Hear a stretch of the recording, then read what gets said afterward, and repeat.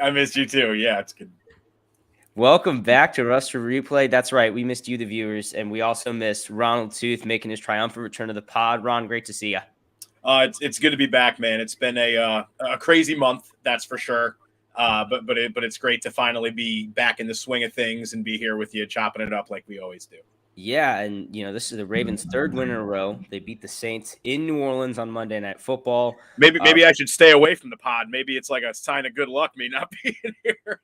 Yeah, and pretty soundly 27-13.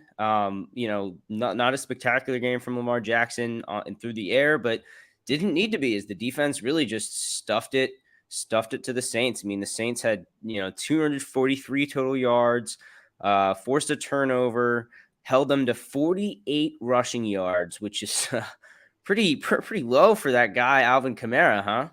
Yeah. No, So it was a great performance by the defense, absolutely.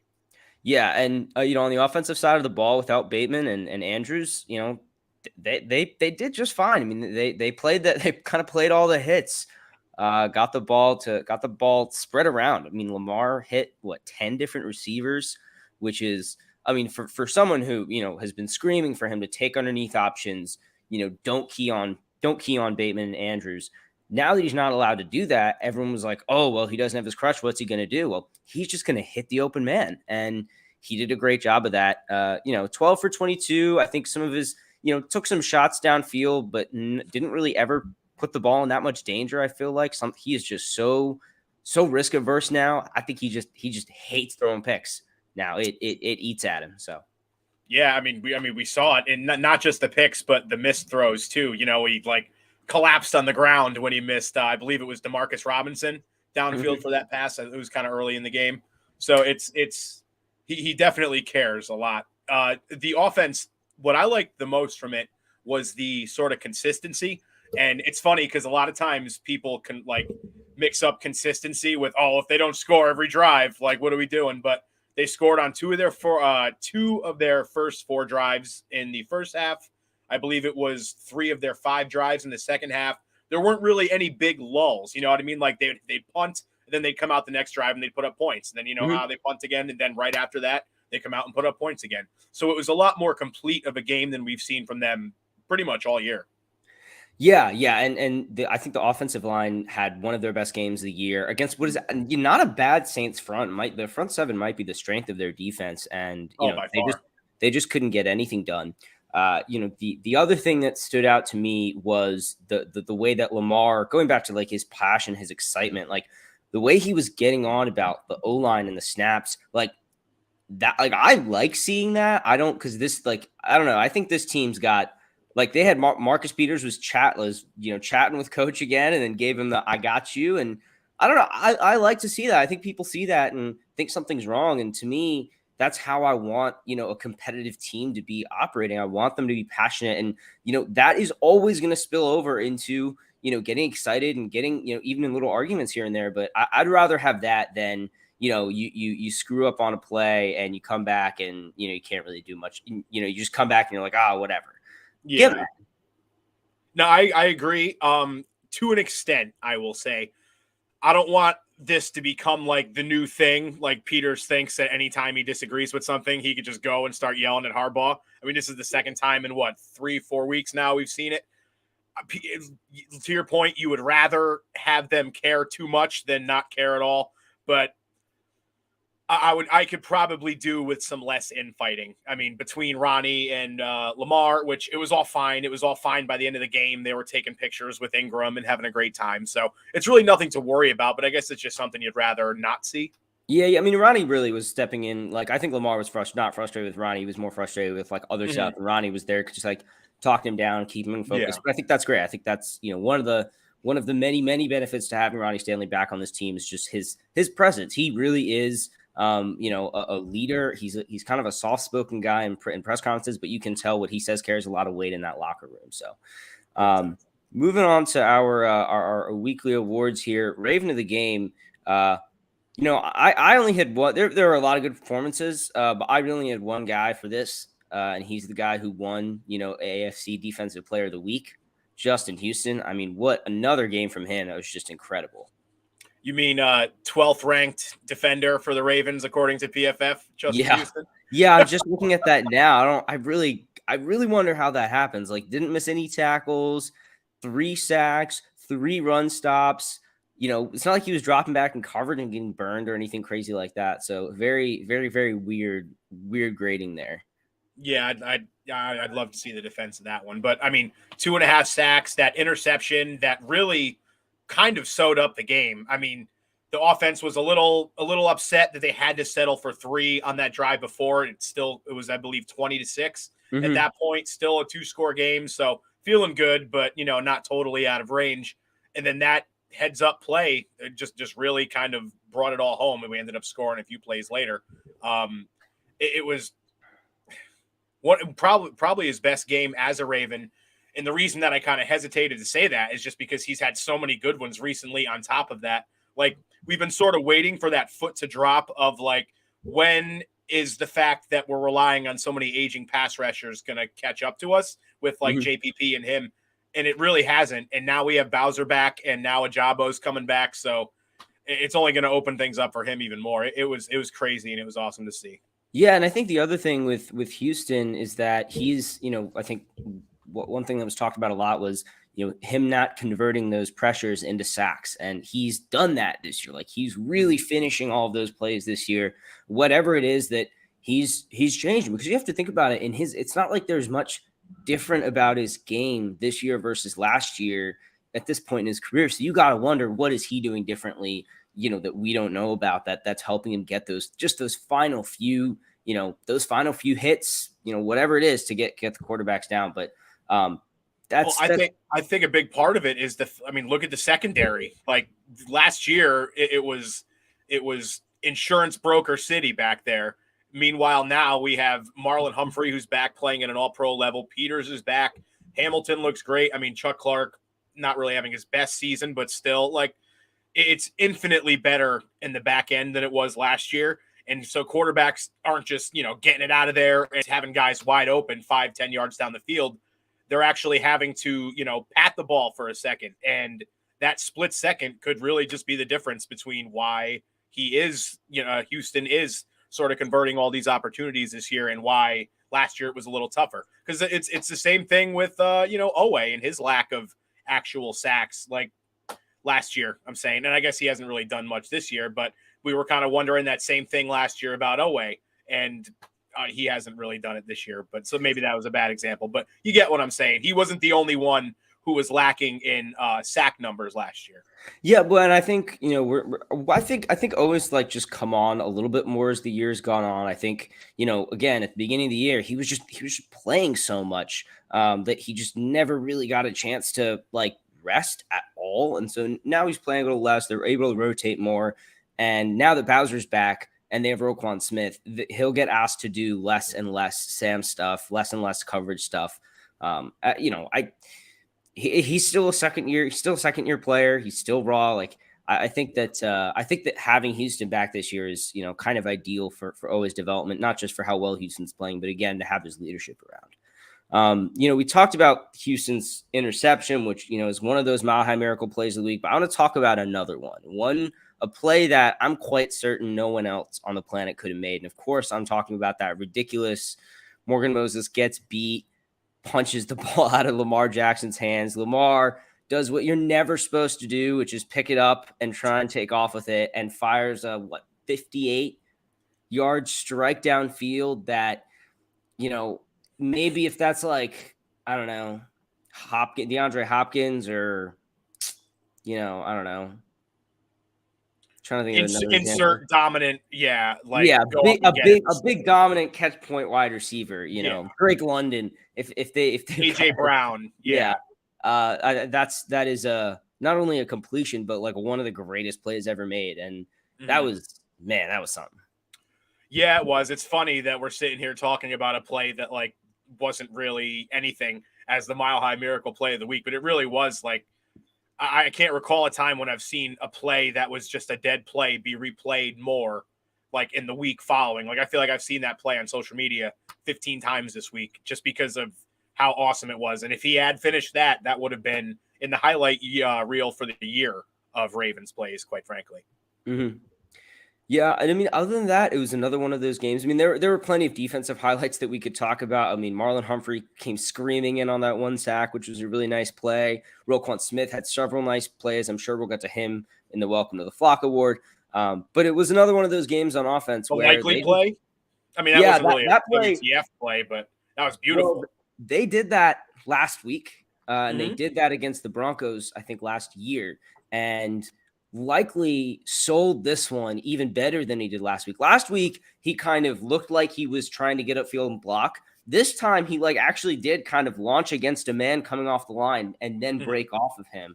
Yeah. And Lamar puts that throw on the money. It's not that easy of a play to make, right? It's like you wouldn't get drop that it right between the two guys. Yeah, it looked a lot easier probably than it really was, because those two defenders were both converging, and he had to dip it over both of their heads and put it right there in his breadbasket, and it was picture perfect. Yeah, and that does kind of talk about Greg Roman's confidence in Lamar's arm, because anytime you call a play like that with that look, you're going to have anywhere from, I think, 3 to 4 or 5 even defenders kind of in your vision as you're trying to figure out how to get that throw in there. And that's it all, and you're having to do it on the move. And Lamar, I think, does a really good job of kind of just maintaining a good pace, not really speeding up or slowing down while he's doing it. But not a throw many could make. I don't see Andy Dalton or Garoppolo or anyone making that throw, because it's just not a throw I don't know I've ever seen him make. So yeah, the ability to make those unconventional, kind of weird throws. It's funny. This also popped into my head. Another play. I'm sure you saw it. The one that Eli and Peyton Manning were going nuts for, where he was just standing there flat-footed and he fired it. I think it was the one to Prochet, right? Yep. He can throw out of tie a hand behind his back, just anything. It's insane. The angles and all the things he can throw from. It's really, and it's something that's improved over it. That was one of the big knocks against him. The ability to get the ball downfield in those kind of situations. And to his point, over the last couple of years, especially, it feels like he's really improved that part of his game. Yeah, and I think one of the other things I've noticed on Twitter in the last few weeks is you just don't hear people talking about firing Greg Roman in the same way. Mm-hmm. I think because they're realizing, one, he's actually adapted this offense to what they have in a way that he struggled with before, I feel like.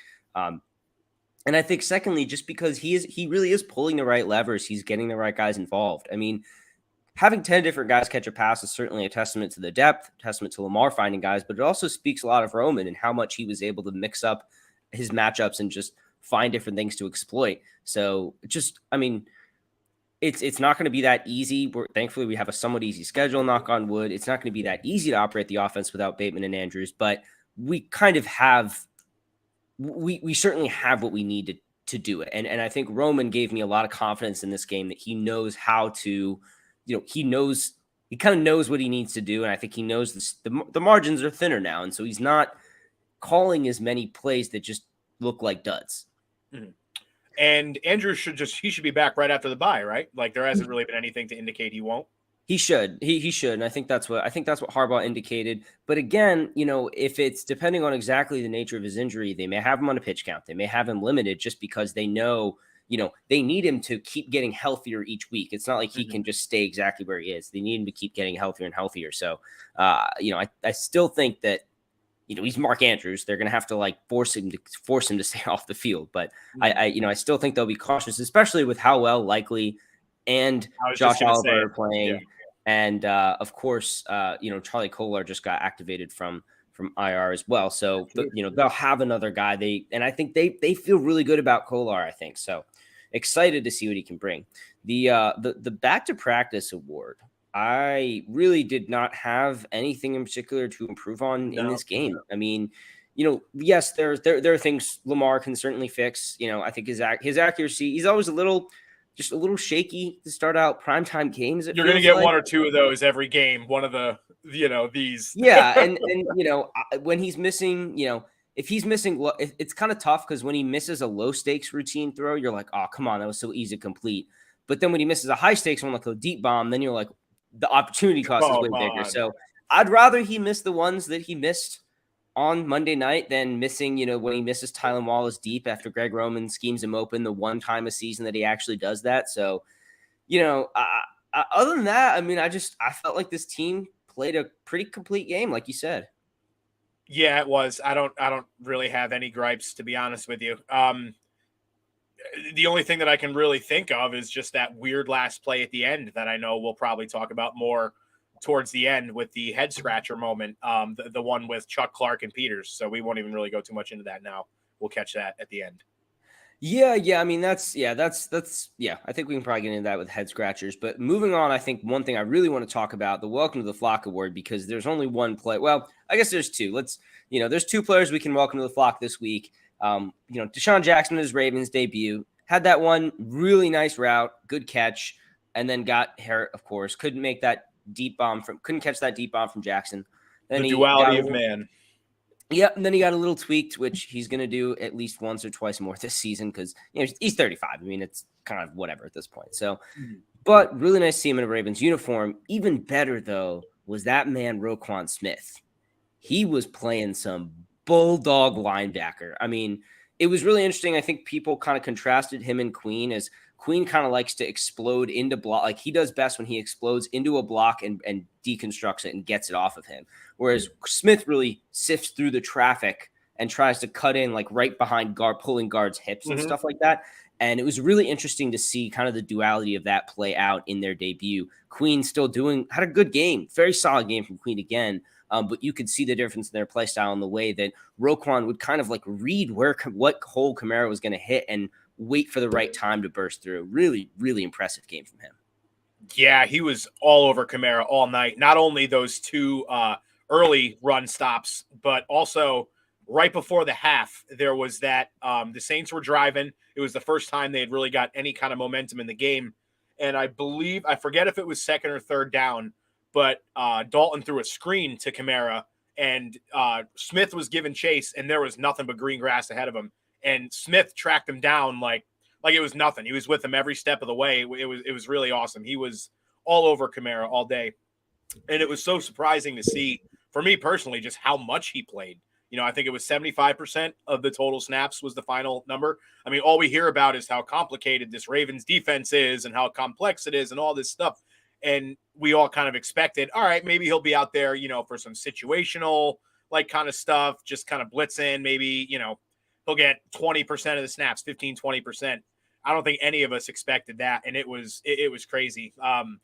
When I was doing the good, bad, and ugly article this week, I said that if this is going to be a long-term marriage, that was a hell of a first date.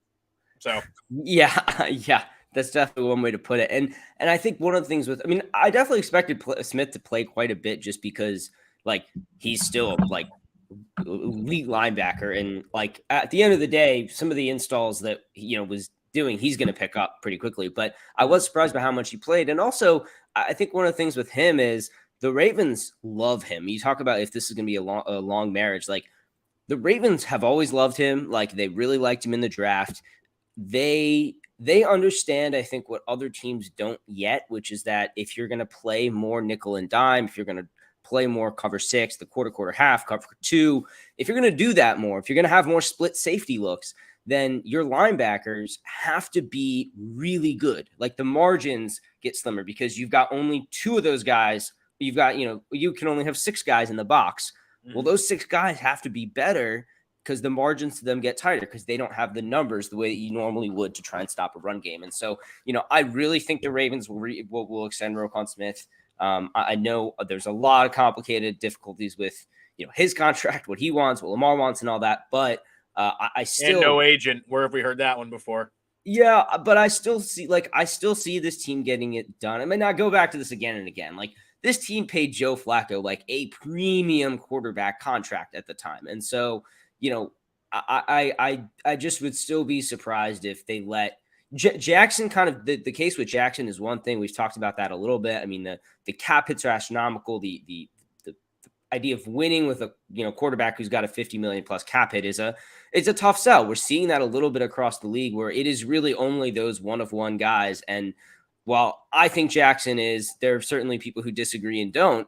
Little different, I think, with Roquan Smith when you think about like what he wants and the value in extending him, where it's certainly doable. And I think the Ravens, like Roquan Smith,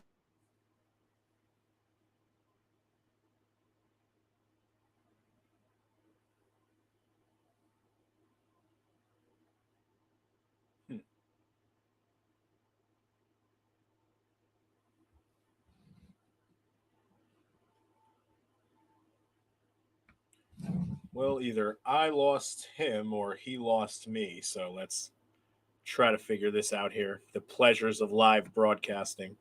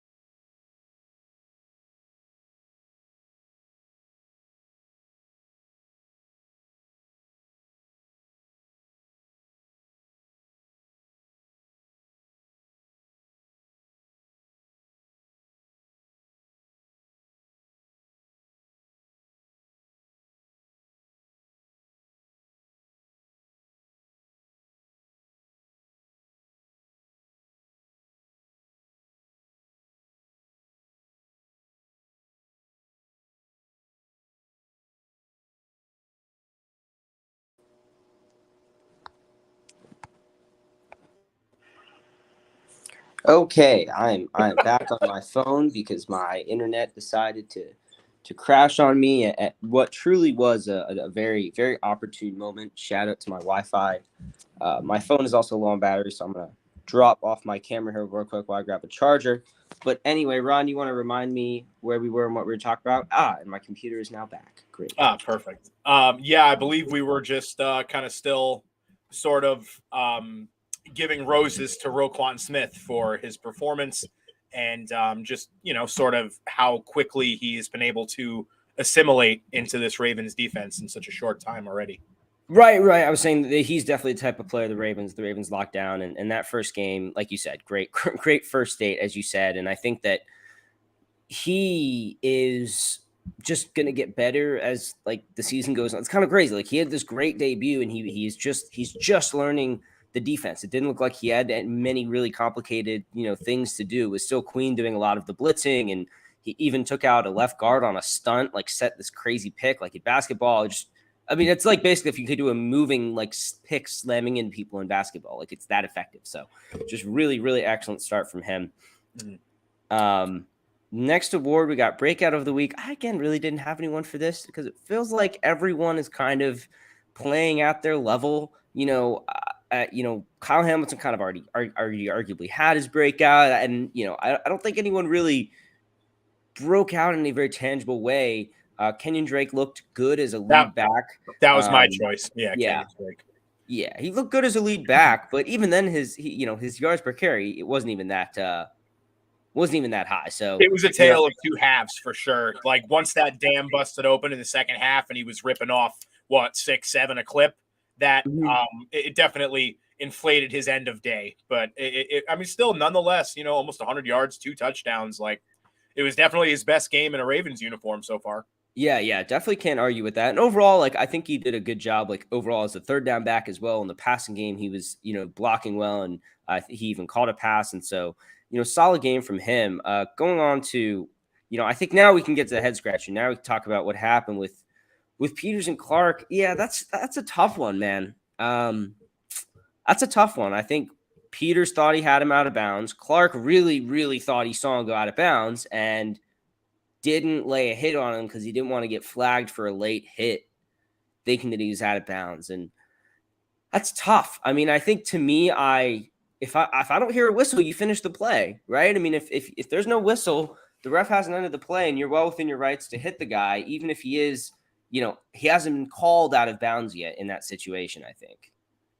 I also think that it was one of those situations where you have to consider the circumstances as well of the game. The game was well in hand. It felt very much like they were just sort of satisfied. Even the Saints, like they were pushing it downfield a little bit, but it was just dink and dunk here and there. Like it seems like both teams were just kind of content running out the clock at that point. So like, I don't get on them too bad about it. Like you have to mention it, and that's not something that can happen when we're playing, Buffalo or Kansas City or something like that. But I'm not going to make too big a deal of it right now, especially I think they played all day around it. Yeah. I don't hate the fact that he was thinking, the fact that he was thinking, I don't want to get a penalty here is like inherently a good thought. And I think it's just a matter of like, it's so bang. You're worried that as you're launching to hit the guy, whistle's going to get blown. And since he's out of bounds, it's not like he's in the field of play, and then it's, flag. And it's just one of those things that's like, all right, well, happens. It happens. The pass interference that nullified Hamilton's interception, I thought was I couldn't quite see. I was lucky enough to be at the game in the Superdome in New Orleans, which was pretty awesome. But I couldn't really see that play that well. The replays too well. It kind of looked like Clark had that front arm around, which is usually what they'll call more than calling the back arm around. But even then, I'm such a I kind of like letting him play a little bit more. Like that kind of contact so early in a game is kind of like, ugh, really? So I don't know. There's no consistency to it. Exactly. Look at all these games, not even just, look at all these games around the league, that Bears-Dolphins game and all of the, why was this a penalty and that wasn't sort of stuff. And it feels like 3-4 games a week we're having this conversation about. So really it's just more of an indication of a much larger officiating problem going on around the league right now. Yeah, and what was really sad was that it nullified Kyle Hamilton's first career interception. And part of the reason why that was especially exciting this game was not only did he played 38 snaps. I don't know if that's a season high, but it's more than he normally has. He played, I think, like 65% of the snaps or something like that. And I'm looking at his alignment here. 10 of those were in the box and 21 were in the slot. He was just getting out. He was playing. I mean, he played a lot of slot at Notre Dame, and so it's not surprising. But the Ravens seem to be kind of like mixing, trying to figure out who they want in the slot. I mean, Marlon played in the slot 13 times. Then you had Demarion, and then it was a couple other guys based on like rotations and what the Saints were doing on offense. But him playing that big slot role, I think against bigger slot receivers, tight ends that go out into the slot, I think that's going to be one of his strengths and one of the ways the Ravens are really going to use him this year. And well, it has to be because there's essentially no cornerback depth right now outside of you got Peters, Humphrey, Pepe, and Brandon Stevens, who more times than not when he's been on the field this year, it's been pretty bad. Obviously Fuller gone. Jalen Armour-Davis hasn't really panned out how we would have liked him to so far. I don't know if it's injuries or what, but I know he's been a healthy scratch a few times, just not really doing kind of what we thought he had the potential to do, especially seeing in camp. Jalen Armour-Davis, he had a pretty good camp for all intents and purposes, but it just hasn't really translated over. So yeah, I mean, he's still a rookie, a 4th round pick. Oh yeah, medical red shirt. Didn't really. He really didn't play much. He was a starter. He really only had 1 full year as a starter, and that was, still came up. This is something I feel like as I've realized more and more this year is, it's not just the guys who had to make the transition from college to the NFL during COVID. I think that's one of the reasons Queen kind of had a slow start. It's also the guys who missed out on a lot of developmental time in college during COVID. And so I think that, I agree that Davis hasn't exactly emerged as like, oh, we can, play him at corner consistently, but there are not a lot of 4th round cornerbacks that I would put out in the league. Yeah. Everyone's like, oh, they could have gotten Tariq Woolen. And I don't know. I think everyone's going to complain about other teams getting steals in the draft and forget that the Ravens got plenty of their own. So, yeah. That wasn't the point of that. Wasn't really to shine a light or to knock JAD specifically. It was more to highlight the point that there isn't that depth there at corner. So safeties manning up against guys in the slot is going to be something that not only like allows you to be a little more creative with what you do, but it's also by necessity.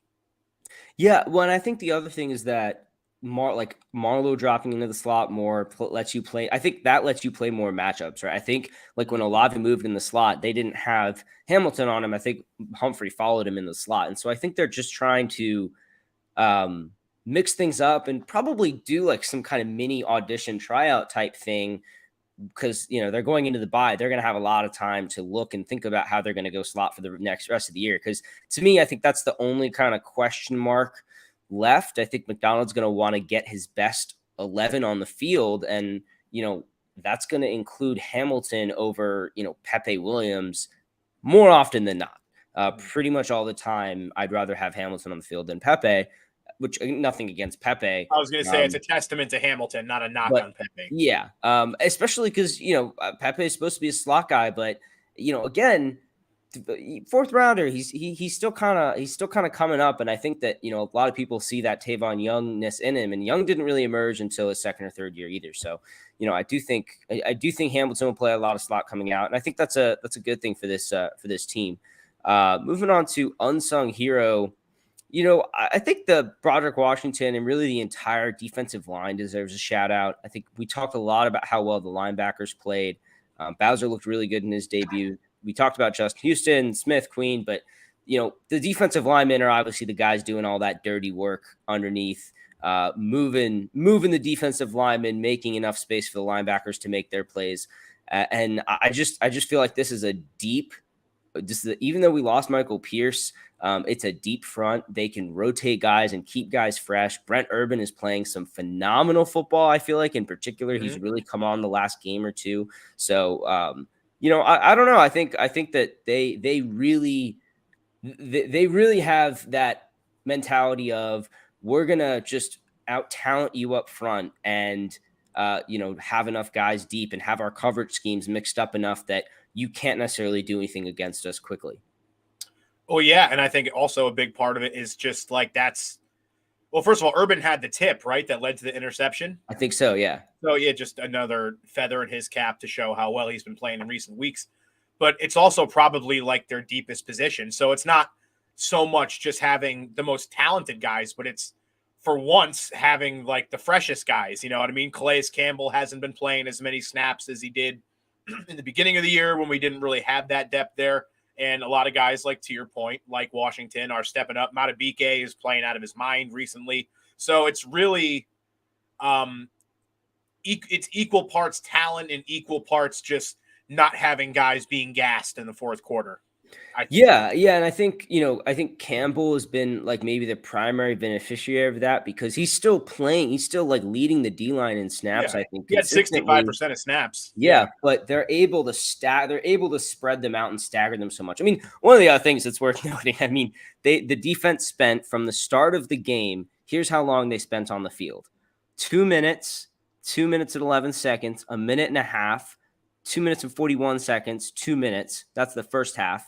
Yeah. So second half, they had the 1 7-minute drive, and then it was a minute and a half, 7 seconds, 2 minutes and 45 seconds. They gave up a TD though, and then the last. Well, that was the BS. Like at the end when the game was already over. Yeah. Anyway, so. But I mean that first half, especially. I mean that's crazy. That's crazy. I mean, what the time of possession? I'm looking at. It was 2-1. Yeah, 37-47 to 22-13, and so that means that you can. Like when you're getting 3 and outs in a row you can be like, all right, Campbell's got first down. I mean, sometimes he could play all 3, but then for those second and third series on a drive, you're like, okay, you can have first down and third down or something like that because that you kind of have a good feeling that the drive isn't going to last that long anyway. So I just think that the depth they have there, the depth they have everywhere, really, just something they didn't have last year when they were, knock on wood, decimated by injuries, and it feels like. Yeah, Bateman, Andrews, I mean, they still have lost still a good amount of guys this year, but I think the depth is, I don't know, the depth is just more there this year. It feels like we're not having as many week-to-week knocks where guys are randomly out. I thought Demarcus Robinson was going to be out, and he played, which was good to see. I was worried that he wasn't, and I feel like last year we had a lot of those week-to-week knocks where Stevens and Humphrey would both have a thigh issue and one of them couldn't play. And we just have dealt with that less this year. And I'm curious if, I don't know exactly what they're doing in the athletic trainer's room and stuff like that, but I wonder if that has anything to do with kind of how they've approached, their health this year and their fitness. It could. I mean, even running backs, we're down our top 2 running backs and we had almost 190 yards on the ground the other night. So they obviously learned from it last year when they saw how quickly things went to what, when the injuries started piling up. Now they're starting to kind of pile up again, but we have those contingency plans in place. There's very few positions where they don't, wide receiver kind of being one of them. But besides from that, Andrews goes down. We have this whole stable of tight ends. Offensive lineman needs a blow. We've got McCary there to step in for him. There's, just to your point, yeah, more depth this year. I'd say in every spot except corner and receiver. They walked in with an abundance of riches, and it's a good thing they did because they've needed it. Yeah, and I think even with corner, it's because Marlon is playing at such a high level, it just doesn't feel like we're missing depth at corner, honestly, because he's just doing so much. He's covering, just feels like he's covering so much ground that he's covering a receiver and a half every play. We saw it. Well, because not to cut you off, but we saw in that Miami game when he went out. We kind of saw what happens if something were to happen to him. So while he is playing so great, that margin is razor thin. Yeah, well, and I think him playing so well is also he is one of the real emotional leaders of that defense. I think it is very infectious. When I feel like when Chuck Clark or Marcus Williams or Broderick Washington or having a really good game, doesn't have the same galvanizing effect on the defense when Marlon is just shutting everything down. And then that blitz, he loves doing that. And he tries to get Harbaugh to let him do that more because he's good at it, but they need him so much covering downfield that they don't like to do it too much. But, I think his reaction to that, to me, I forget exactly when that was, but his reaction to that, you could tell the defense was we are absolutely winning this game. So felt really good about that. Comeback player of the week. I just want to talk about the NFL's highest grading pass blocking tackle. Ronnie freaking Stanley, man. I am just over the moon with how well he has come back. it is. I don't know. It is a 92.0 pass blocking grade. He's allowed 0 sacks and he's allowed 2 quarterback pressures, both of which were hurries. He has not let Lamar Jackson get hit. There was that one, I think, against Cincy that wasn't credited to him that probably should have been. But other than that, this is, I think, I mean, for me personally, this is better than I expected to see him come back.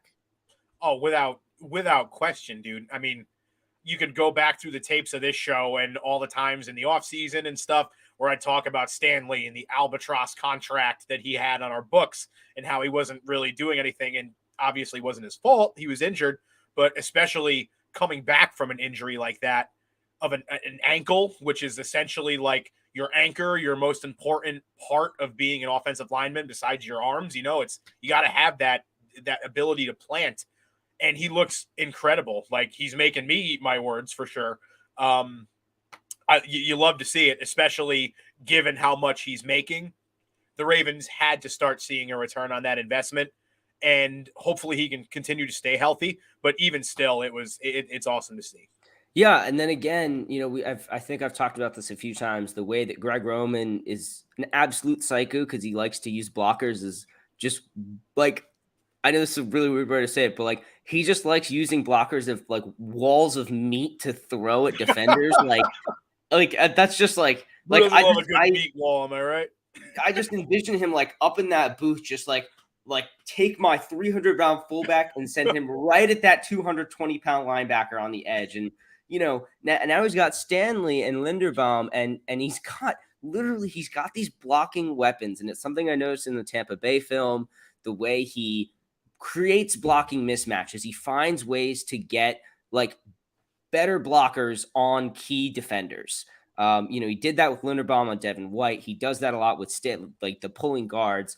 But the way now that he's got Stanley, that he can mix in all this different zone stuff with Stanley and Linderbaum, and it's just such good football. Like, it's so good to watch. Like, the Ravens just blow open these massive holes, and it just makes you feel so much more confident about this team and what they can do, because perfectly blocked run plays are like impossible to stop against Lamar in this offense. And so, yeah, obviously it'd be nicer if the Ravens had Bateman and could pass their way through the season and into the playoffs. But I think if this offense stays healthy, knock on wood, they have Gus back. If they get JK back, I think we're actually going to be able to see this offense run through the playoffs, because I don't trust the AFC fronts right now to stop the run. Obviously it's still going to be tough.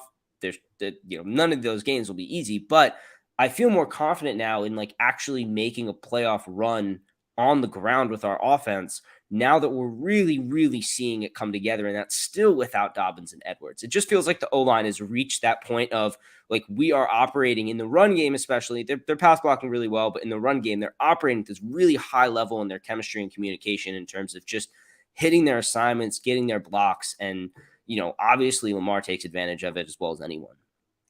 Yeah, for sure. And you look at to your point about how the running game can be sort of that X factor this year. Look at Kansas City the other night on when they were playing the Titans. Malik Willis, I love him, but he had like one of the worst quarterback performances I've ever seen. And they were in that game and probably should have won that game just by running the football. Now, having Derrick Henry helps, obviously. Having the refs too. Yeah. Well, even, whatever. Say what you want. They went in there with a game plan of, we're going to run the football, try to stop us, and Kansas City couldn't stop them. Same thing with Buffalo this past weekend against the Jets. Like, the Jets, I think it was about maybe 150 yards on the ground, a little more than 150 yards. Either way, they were dictating the pace, and it really, you can never say provided the blueprint, because any game that you that you're able to successfully run for that many yards, you're probably going to win no matter who the opponent is. That's like stating the obvious. The blueprint is to rush for 150 yards. Yeah, no shit. But I think more to the point, it tells you that, these teams are going to have to come out really, really trying to stop Baltimore's run. And I trust Jackson, and I trust the weapons that we have, especially thinking about passing out of heavy, which is something that Roman's starting to do more and more. It works so well when you've got Likely and Oliver and Andrews on this offense passing out of heavy, and even Ricard in terms of a check down guy. But it works, and Kolar's coming back. I keep forgetting Charlie Kolar's coming back. And, then trusting Lamar to pass out of heavy really well in a way that, like, when Eric Tomlinson was the second tight end, even when Boyle was his second tight end, I don't even know who the third, I guess Hurst was when it was at its best, obviously, when they had that true triple threat. But now you feel like he can get back to that feel of, okay, I can trust my receivers. I can trust my blockers. I feel very comfortable picking apart defenses. So crazy too. Like, remember like week 1 and 3 when the running backs were averaging like negative yards per play on the ground? Not literally, but you get what I mean. Like, and everyone over the past month has just been like insane. Look, man, people want to go after Greg Roman all they want, and I think that you can go after Greg Roman for certain things, but you cannot go after him for his run game, and you specifically can't when everyone gave him such a hard time when he said, I truly feel like the run game is almost there. It's just little things. And, everyone's like, oh, of course he's going to say that. And lo and behold, it was hitting your blocks a little harder. Linderbaum getting a little more comfortable. Things like the Stanley coming back. Stanley back. Part of it. That's I guess one not so little thing, but still, I think having Mike Davis as your running back one, even then I felt like Davis played pretty well today. Even then, just solid. Like, again, nothing crazy. He's not blowing anyone away. But when he's in the game, I'm like, I don't, he's probably not going to get the ball. But he's going to be trust that he knows what to do on any given play. So he did have a catch, if I remember correctly. That he did. First down. But overall, I think that this team has kind of found itself. They definitely know they're a defensive team. They've got that defensive identity again. That's swagger, and I think on offense, I don't know. It was like, I felt like, looking at the team stats after the game, it's kind of like, offensively, it's not really anything dazzling. I mean, they had, 319 total yards, 188 rushing is always really good, but they only had 100, but they didn't really get much through the air. And so it doesn't look that good, or the stat sheet doesn't read that well, but looking at how the offense played, they controlled the game, and they did exactly what they wanted to do. I mean, they had a couple longer drives. They were able to, I think, did they have any 3 and outs? I don't think they had. Maybe they had 1 3 and out. I think, it was like the first drive. No, they had 1 3 and out. It was in the second half. It was their second drive of the second half. That was their only 3 and out. Other than that, they moved the chains at least once on every single down. I felt like they were really good on third down. Is that right? Yeah, they were 9 for 15 on third down. They were 9 for 15. In the first half, they were almost perfect. It was insane. Yeah, and that's one of the other things that we're on Roman about, that we're on the team about, which is you look so good on first and second down, or if you don't look perfect on first and second down, you're not converting on third. Excuse me. You're not converting on third. And I think this game instead, they were just like, well, we're just going to convert every third down that comes our way. Pretty much. So they got a bye, which is not so fun for us because we can't watch our Ravens, but get Mark Andrews healed up, get Gus Edwards healed up. Like perfect freaking timing, dude. Literally. Yeah, I've heard good things about both Dobbins' recovery and Marcus Williams. It seems like they're kind of proceeding as planned, and I think the Ravens will probably ramp up Dobbins again, like they did when they first integrated him. I'm kind of curious what they do with Williams. I wonder if it's he maybe practices for a week, doesn't play the game, and then practices the next week and then plays or something like that. I've got Cleveland on December 18th kind of mentally circled for him, with no reason to back that. Just like when you think about timetables and like stuff that you've heard, that for some reason that just feels like the one. Yeah, no, or maybe the Steelers the week before, one of those two. Yeah, I think that would make sense. I think that would probably be it. I mean, Steelers, you don't really need Marcus Williams back. No, dude, and that's the best part about this. Like, we have all these guys, so say like to your point, what we said before about Andrews and maybe not easing him back in, but still dressing him. We've got the Panthers, the Jaguars. Let's ride as these next 3 weeks. And like, I will never be one to take a Steelers game for granted. There's been plenty. Think back when the Ravens and Ryan Mallett beat the Steelers to knock them out of the playoffs, sort of thing. Yeah, never forget. So like, you can't take those for granted. Really, just any divisional game at all.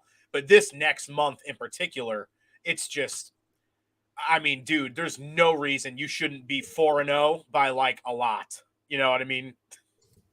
Yeah, and I think those games against the Jaguars and the Broncos will be like slightly more competitive games. But again, I like those matchups. Like the teams may be decent, but I like the matchups for our.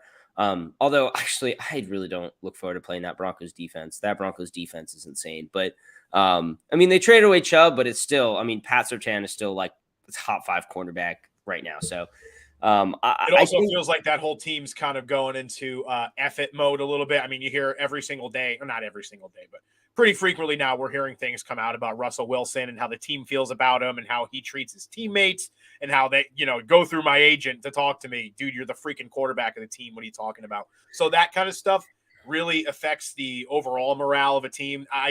Denver, to me, looks like a defeated team that very much regrets everything they did this offseason. So I think by then, especially when we're talking another 3 weeks from now, when they're, I mean, what are they, 3-5 now, 2-6, whatever.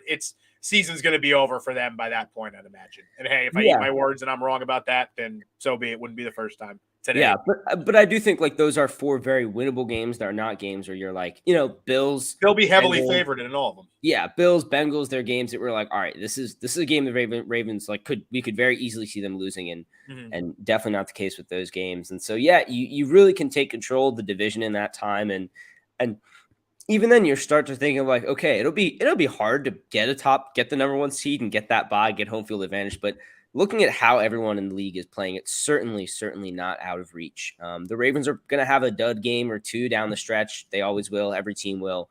But at the same time, I still think that with their opponents, they could lay somewhat of a dud and still win a game pretty comfortably. So not too worried about the team overall. Any final thoughts heading into the bye? I mean, I know we'll probably do a kind of a mid-season recap sometime over the bye and probably talk about how the rest of the season looks. But anything else about the first half of the season? Really just kind of how it's been, even though we're at the halfway mark, but this first half has been a tale of 2 halves, almost, sort of. Like, it feels like almost an eternity ago now we were talking about, oh my God, the Ravens can't keep a lead. They can't, the sky is falling. We're 3-3.